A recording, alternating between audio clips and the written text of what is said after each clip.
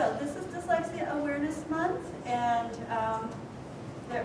we have had various presentations all over the, had to bring it up, all over the state. We've had various mayors and the governor sign the proclamation.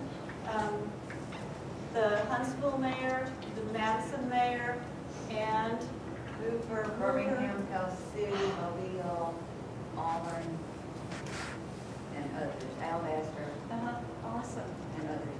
So, I mean, and the proclamation says dyslexia, so, and these things, it's out there.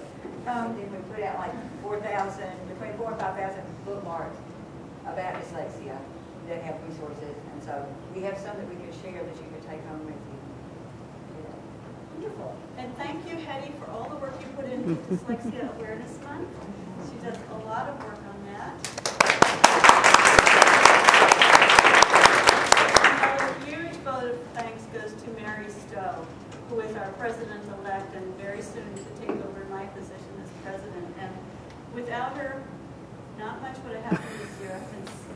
I mean, it's been a year. But anyway, so Mary has really held things together, and I appreciate her very much. And she's going to be an awesome president.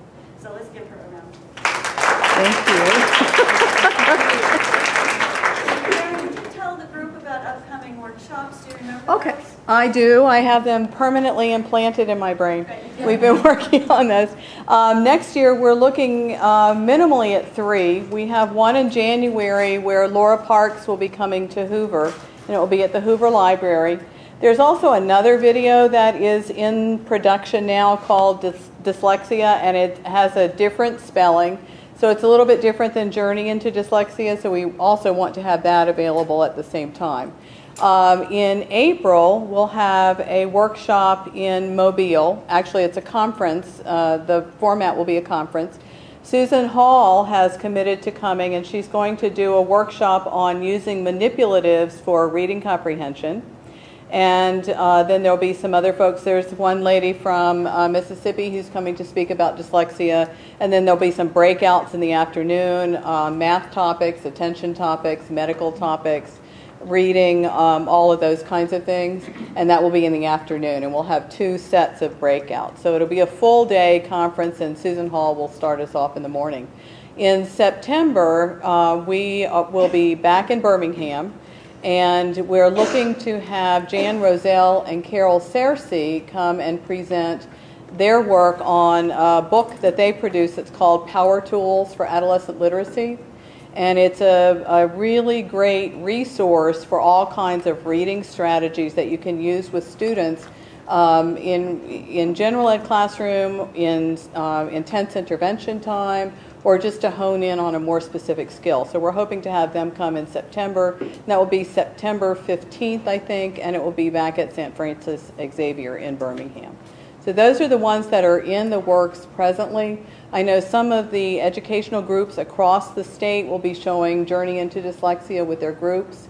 The ALIDA has provided copies of the DVD to all the different parent educational groups across the state, so those will be coming up in your area. So just watch out. Also, all of those educational groups meetings are posted on our website.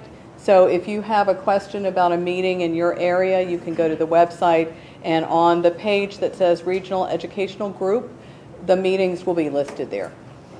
Okay, that's it. Thank you. All right, some of you may be wondering about certificates, and we will be, thanks again to Mary, be emailing those to you. So you don't have to worry about forgetting it or remembering it or do I have one. She has the entire list of names, and she will email those to you after the presentation. Those of you who are speech language therapists, we have the ASHA CEU packets here, and I'll put those on the table back behind Mary, actually, to explain. Let's see. And one more mention. Mary talked about the regional education groups, and there are like 8 of those, and a 9th one coming up at the end of this month, starting in Huntsville itself, as well as the Madison. Oh, that'll make 10. That'll make 10. All right. So those groups are there for support, information, education for people who work with children with dyslexia and related learning disabilities. And so we'll try to get that word out in papers and things like that. And this new local meetings coming up. We're having an organization meeting next week. If you're interested in being part of that, then see me, and we'll get you included. Are there any other bits I should mention? I know I'm forgetting a hundred things. But anyway, thanks to Hetty for her instrumental support in the organization of a lot of those regional groups. And it's been up to all these people who did it, like Pam Pleskale's one. Pam has one. Yeah. There might be other people here. Cecilia's here. And Celia. Cecilia. Tuscaloosa. I mean, so it's all the people in the state that are doing it. Yeah. It's awesome. We invite you to join IDA. Part of your dues go to this local branch for us to carry out our mission here. And there are lots of advantages to being an IDA member. You get discounted rates on these conferences, and you get discounted rates on publication. You receive Perspectives magazines, and you receive, there are lots of online resources at IDA, interdis.org, that you can access. Which reminds me, for you parents, well, for anybody in here actually, there's a new parent pilot program, a membership program that's only $45 a year, and you get bundles of good stuff. So I would check it out on either our website, idaalabama.org, or at the national website, interdis.org, interdys.org. Wonderful resources. Okay. How are you doing, Judy? I can read now. Oh, that's good. That's always useful. Caught my breath. Okay, ready? By the way, Marcia, they only had one. Oh, okay. All right. No, I'm going to go. Good morning, everyone. I'm going to read this. My name is Trudy Stegelman-Odell.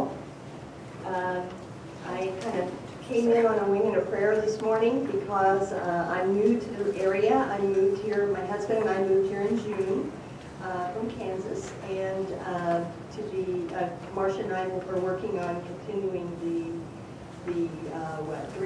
at Green Gate School, and I'm the head there at Green Gate School now, and am loving working there, working with Marcia, working with the families and the children at Green Gate. It's a marvelous school, and I'm honored to get to be there. I came in this morning, so I'm feeling my way around the area. Every time I came to the city council meeting here in Madison. Now I know where the city hall is, so I could get the proclamation from the mayor. And now I know where the Board of Ed building is. But I managed to circle around it many times, so I know a lot about Madison now. And I'm not going to blame it on getting older or being new in the area, but I am on cold medicine. So we'll blame it on not getting, being turned around. But I said this is kind of when Google Earth meets garbled brain, that's what happens. If you don't know me, which some people in the area, in the audience do, but I've been in the field of learning disabilities since it started. In 1973, I was an elementary ed teacher in Kansas, in Topeka, and our Air Force base closed, and I was teaching there. We had a lot of layoffs, and I was looking for a job. And the Topeka School District, Topeka is the capital of Kansas, if you haven't remember your 5th grade geography, and got a call, and they said, would you be interested? We have been mandated to start learning disabilities classrooms, and there has been no training provided for teachers yet. So we provide a stipend that would start you on your master's degree, and you could take a summer set of courses and start learning disabilities classes now, get the coursework in the summer, and then go on from there. And that was how I got into the field. And I've been in this field ever since. I moved from teaching at the elementary level to the middle school level to a consulting job in the district, and I evaluated K through 12 throughout the district. And then I moved to, we had a psychiatric teaching hospital in Topeka, Kansas called Manager Clinic. And we developed a learning disability center there. And I worked there for many, many years. And we consulted, tested, and I worked on early reading first and reading first grants in the